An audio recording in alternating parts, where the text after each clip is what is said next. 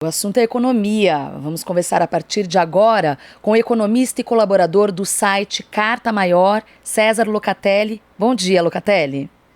Bom dia a todo mundo que está nos ouvindo.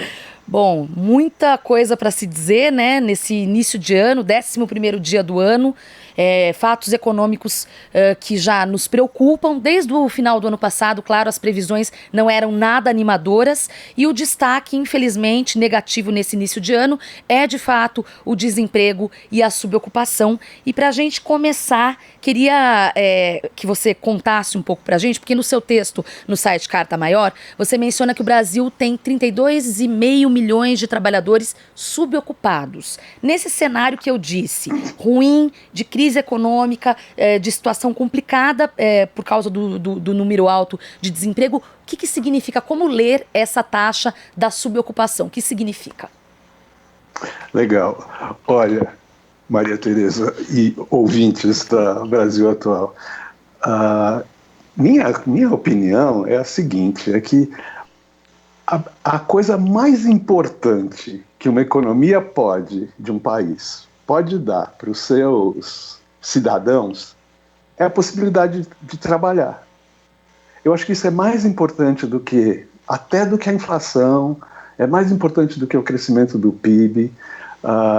Assim, quando você está, o Silvestre falou, né, sobre a sociabilidade do emprego, é dignidade, a possibilidade de subsistir. Então, para mim, a coisa mais importante é o emprego. Agora, a gente mede o emprego de um jeito que não reflete toda a verdade.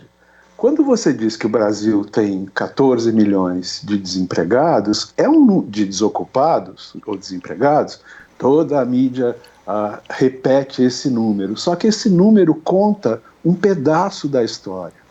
Por quê? Para você estar nesse grupo para a pessoa estar nesse grupo de 14 milhões de desocupados, ela tem que ter procurado emprego, ela tem que estar desempregada, tá certo? E ela tem que estar disponível para trabalhar. Então você tem um outro contingente de pessoas que não estava disponível para trabalhar, que procurava emprego, não tinha emprego e procurava e não tinha disponibilidade de trabalhar naquela semana que foi feita a pesquisa. Essas pessoas não estão nesses 14 milhões, né? O outro grupo é assim, desanimou, ele está tentando conseguir um emprego, não consegue, que é o que a gente chama do grupo dos desalentados. Os desalentados não estão também nesse grupo de 14 milhões. O terceiro são aqueles que trabalham, têm um trabalho, felizmente, né, ainda conseguem ter alguma renda, mas trabalham menos horas, menos tempo do que gostariam de trabalhar. Quando você junta esses três grupos de pessoas aos 14 milhões de desempregados, a gente chega num número de 32 milhões e meio de subocupados. O que isso significa? Significa que a economia brasileira não está conseguindo dar emprego para entre cada três pessoas dentro da força de trabalho. Se você olha para o ano passado, exatamente o mesmo mês da pesquisa, dessa última PNAD que saiu, a gente tinha 1 em cada 4 estava fora. Com a pandemia, 1 em cada 3 está fora.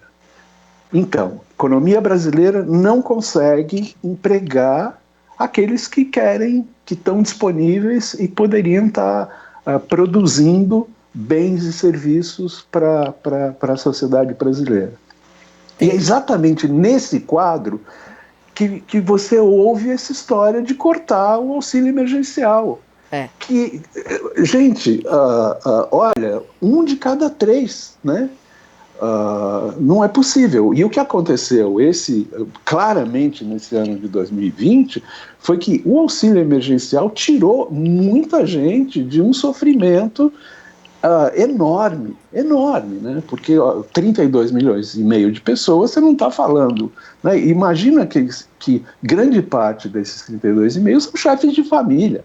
Então você tem todas as outras pessoas chefes ou chefas, né? Não, sem essa questão, né? Mas, enfim, porque tem um monte de mulheres que são as chefes da família. Mas, enfim. E principalmente nas classes mais baixas, né, Locatelli? Existe essa conformação. Né? Exatamente. Então, a coisa principal que a economia teria que estar dando e não está dando é emprego. Se não está dando emprego, a outra possibilidade gente, tem que continuar com esse auxílio emergencial, sabe? Não, é um absurdo dizer que para, e num momento ainda que a curva da pandemia está ascendente. Você não pode forçar as pessoas a se exporem, né? Enfim. Tá tudo complicado, Maria Tereza. Inclusive, era a minha segunda pergunta, justamente a questão do auxílio emergencial, porque assim, você é o especialista aqui, eu não entendo nada de economia, viu? E a gente brinca, Locatelli, que jornalista não sabe fazer conta, tal, mas essa conta é fácil de entender, né? Quer dizer, o consumo, os bens de consumo, o consumo crucial, as pessoas precisam comer, né? E aí chega-se a uma situação em que você tem que decidir entre sair de casa, eventualmente, por exemplo, até para procurar emprego, e isso gera um gasto, e colocar comida na mesa para os seus filhos, né? Como equacionar isso? Ou seja, o que eu quero dizer para você, a previsão nos próximos meses é devastadora, pelo que eu tô sentindo, se nada for feito, nesse sentido de injetar uma renda, ainda que artificial, porque eu tenho essa leitura sobre o auxílio emergencial. Ele é fundamental para que a economia e o consumo continue girando, mas ele também precisa preceder a questão da geração de emprego, né? Pois é. Na verdade é assim, eu fico lembrando do presidente falando que o país está quebrado. Gente, o país esteve quebrado algumas vezes ao longo da história aí. Está quebrado significa não ter dólares para comprar petróleo, por exemplo. Tinha uma altura do campeonato que o Brasil não produzia nada de petróleo, né? A Petrobras ainda não tinha descoberto um monte de coisas que descobriu depois, e não tinha dólar para comprar. E devia um buzilhão de dinheiro para os bancos internacionais. Bom, aí o país está quebrado. Nessa altura do campeonato, o que acontece? O país tem lá uma reserva, diga-se de passagem, feita nos governos Lula e Dilma, que está lá em torno de 350 bilhões de dólares, que sabe, tudo que ele precisar comprar no exterior para fazer a economia rodar, ele tem essa possibilidade. Então, não está quebrado. O outro lado é assim, o auxílio emergencial é em reais. O governo tem até a possibilidade de rodar a maquininha e imprimir reais e botar na mão das pessoas. Isso vai criar um problema de aumentar a dívida? Vai, mas cada coisa no seu tempo. Nesse tempo de agora que a gente está vivendo, como você disse, a gente tem que manter o sustento, a gente tem que manter as pessoas, sabe, conseguindo comer, conseguindo morar, conseguindo o mínimo possível para até a hora que essa pandemia arrefecer, terminar, sei lá, a gente muda a conduta, mas até chegar esse momento não tem outra saída, tá certo? Sim, sem dúvida. Eu espero que ainda tenha uma movimentação nesse sentido, né? Porque o auxílio emergencial anterior também não foi uma iniciativa do governo não foi nada federal, fácil. Foi uma iniciativa do Congresso, eles relutaram e no fim fizeram e tal. Bom, espero que essa relutância agora, que o Congresso consiga empurrar, porque dá para fazer. Essa história de estar quebrado é conto de carochinha, não existe isso. E o duro que se cria uma desinformação que acaba também afetando a população, né? Quase que uma coisa desesperadora, né? É exatamente isso que você disse, acho que foi no Estadão que ele mencionou recentemente, né? Sobre o país está quebrado. E aí vem o Paulo Guedes, que tinha prometido um monte de coisa, né? O Estado mínimo e a coisa toda, e a gente vê que isso não encontra eco na realidade, porque é impossível. Queria falar um pouco... pode falar disso. Você queria comentar alguma coisa? Uma coisa que é importante, muito importante, é assim, a gente faz a comparação errada, a gente é ensinado a fazer a comparação errada entre o que é um país e o que é uma família. Quando você, na família, não tem renda suficiente, sabe, para manter determinadas coisas, a única saída que você tem é cortar. Né? O país é completamente diferente disso. O país consegue se endividar. A família consegue? Tem lá a sua maquininha de imprimir reais, de imprimir dinheiro? Não tem, né? O país tem. Então, é completamente diferente. Essa comparação ela é feita para enganar a gente. Sim, né? sim. O país não é uma família. O país pode, sim, muito bem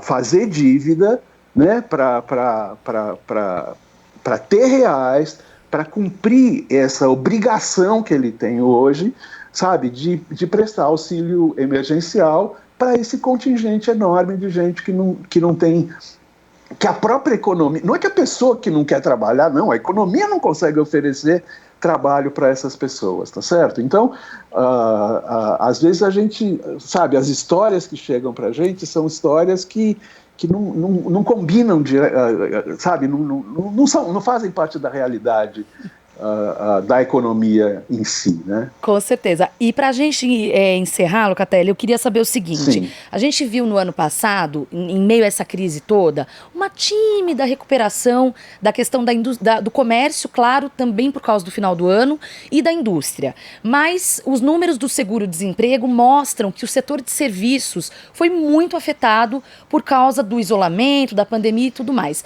Nos próximos meses, para esse semestre ou até o fim do ano, essa tendência vai continuar? Os serviços ainda vai demorar para engrenar na sua leitura conjuntural? Maria Tereza, o que eu consigo... Bom, primeiro acho que a gente precisa dizer que tem um nevoeiro na nossa frente, a gente não consegue enxergar muito mais para lá, né? Já existe uma incerteza natural da gente fazer previsão e tal, mas agora a incerteza é muito maior, porque a gente depende quase que 100% do que vai acontecer com a pandemia. O que vai acontecer com a vacina? Quando vem a vacina?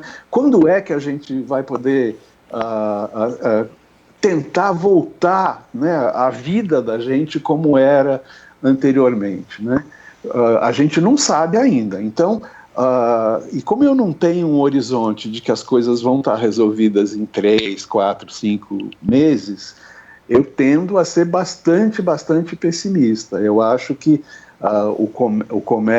a indústria, né, teve uma recuperação, e eu acho que isso foi uma das causas também da inflação, desse Sim. último período.